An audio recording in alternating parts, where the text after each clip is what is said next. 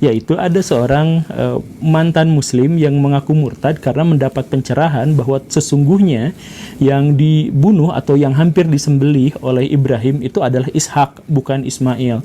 Dia mengatakan, saya akhirnya lepas dari kebohongan Al-Quran dan seterusnya dan seterusnya. Gimana ceritanya Al-Quran bisa dikatakan berbohong di situ, padahal di dalam Al-Quran tidak pernah disebutkan yang akan disembelih itu Ishak atau Ismail. Dan uniknya para sahabat memang berbeda pendapat terkait dengan siapa yang mau disembelih itu. Ada sahabat yang mengatakan bahwa yang mau disembelih itu memang Ismail, ada yang mengatakan itu adalah Ishak, dan kebanyakan para sahabat tidak peduli dengan itu karena yang paling penting itu bukan siapanya, tetapi esensi dari pengorbanan, dari kisah pengorbanan yang dimaksud itu, bahwa woi, jangan deket-deket sama orang-orang Kristen, nanti kamu dimurtadkan. Woi, jangan banyak nonton film India, itu di situ ada Hinduisasi di situ. Hati-hati, hati-hati ya ikutan kajian seperti itu, nanti kamu sesat. Woi, jangan deket-deket sama orang itu, nanti itu ada kamu dideketin sama orang-orang elit global. Itu adalah temannya Dajjal. Nah, jadi mereka lah orang-orang yang kurang iman, dan saking kurang imannya dan mereka sadar bahwa diri mereka itu kurang iman, maka mereka sangat ketakutan kalau imannya itu retak, kalau ingat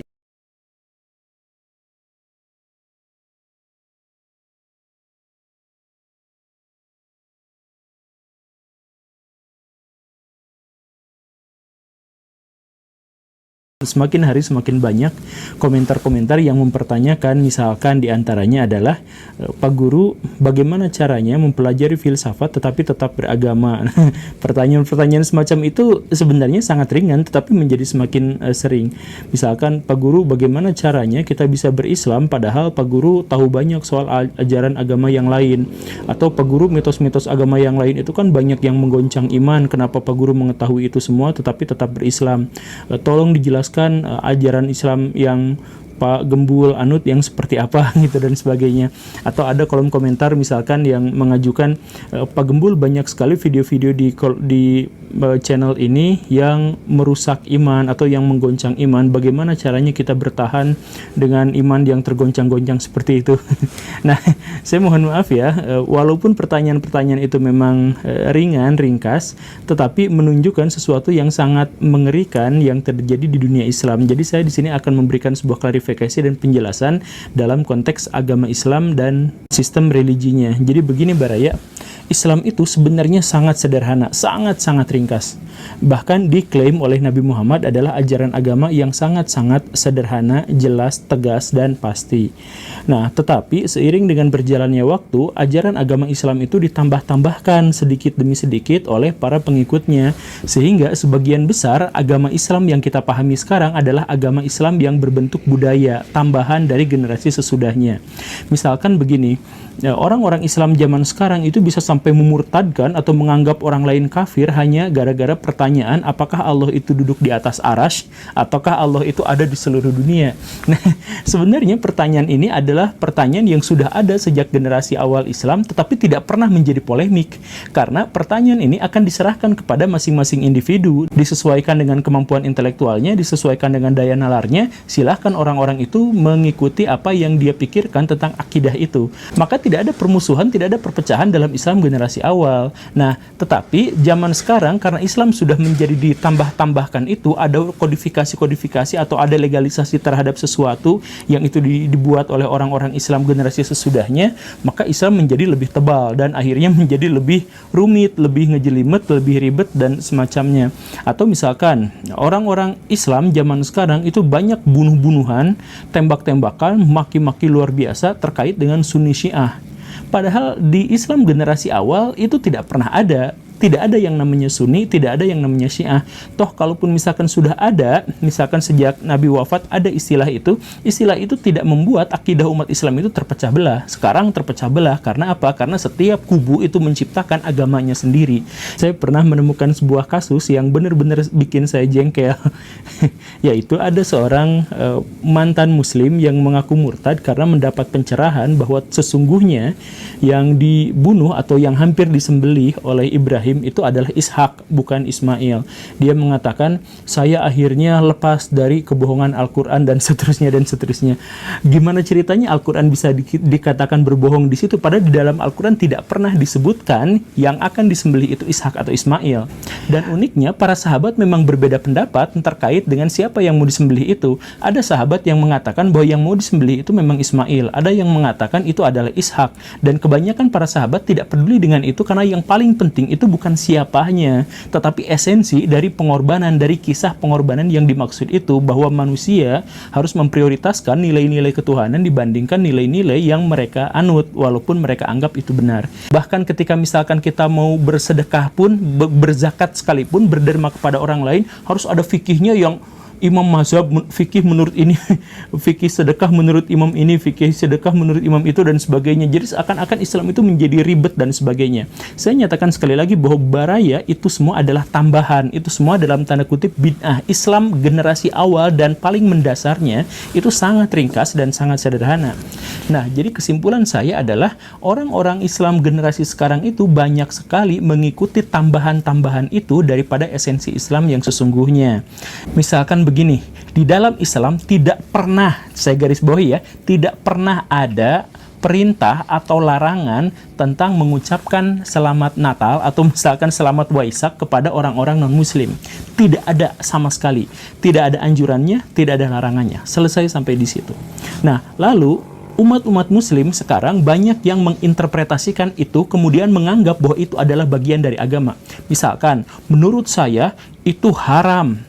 Karena kalau mengucapkan berarti mengakui. Nah, jadi dia menciptakan agama sendiri. Dia itu adalah pendapat pribadinya dia, karena di dalam Al-Quran tidak pernah ada sama sekali, di dalam hadis tidak ada sama sekali. Tetapi dia mengatakan menurut saya itu haram. Logikanya apa? Logika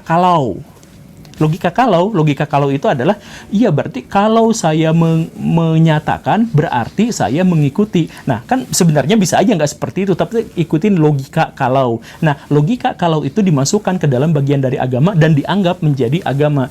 Dan disinilah letak iman itu akhirnya menjadi goyah. Seandainya saya mengucapkan selamat, aduh berarti itu menggoncang iman saya. Kalau menggoncang iman saya, berarti saya dekat kepada kekafiran dan sebagainya.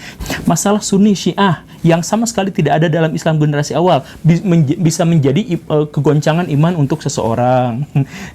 Kemudian mengucapkan Natal bisa menyebabkan kegoncangan seseorang.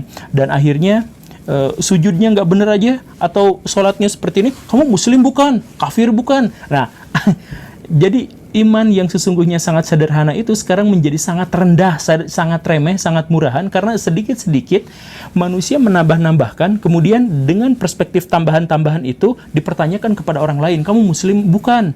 Kamu ibadahnya yang benar atau enggak? Akidah kamu lurus atau enggak? Kemudian diperdebatkan dengan orang-orang Islam yang lain.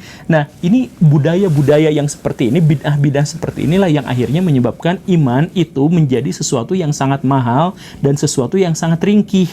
Baraya, di banyak video saya mendeklarasikan diri sebagai seorang muslim fundamentalis. Saya anti sekali dengan sekularisasi. Saya anti sekali misalkan dengan liberalisme dalam beragama dan sebagainya. Saya nyatakan itu berkali-kali di banyak sekali video. Tetapi kemudian ketika saya belajar filsafat, misal, banyak orang yang menganggap itu bertentangan dengan agama. Orang-orang yang mengatakan filsafat bertentangan dengan agama itu bid'ahnya sendiri, karena di dalam Al-Quran itu jelas-jelas disuruh untuk berpikir. Berfilsafat itu secara definitif adalah berpikir secara independen, tanpa tendensi, misalkan. Dan ini diwajibkan di dalam Al-Quran. Maka ketika saya berfilsafat, misalkan, maka ini adalah anjuran dari Al-Quran. Ketika saya mempelajari ajaran agama lain, itu adalah ajaran dari Al-Quran. Itu hikmah namanya. Ketika saya mempelajari sains, ketika saya mempelajari misalkan lingkungan hidup, politik, dan sebagainya, itu adalah perintah dari Islam generasi awal. Islam yang benar itu adalah Islam yang cinta damai, yang toleran, yang memberikan perhatian kepada umat manusia, yang berpikir soal pengentasan kemiskinan, yang berpikir soal bagaimana cara menyelamatkan alam dan sebagainya. Itu adalah Islam yang lurus, Islam yang terbuka.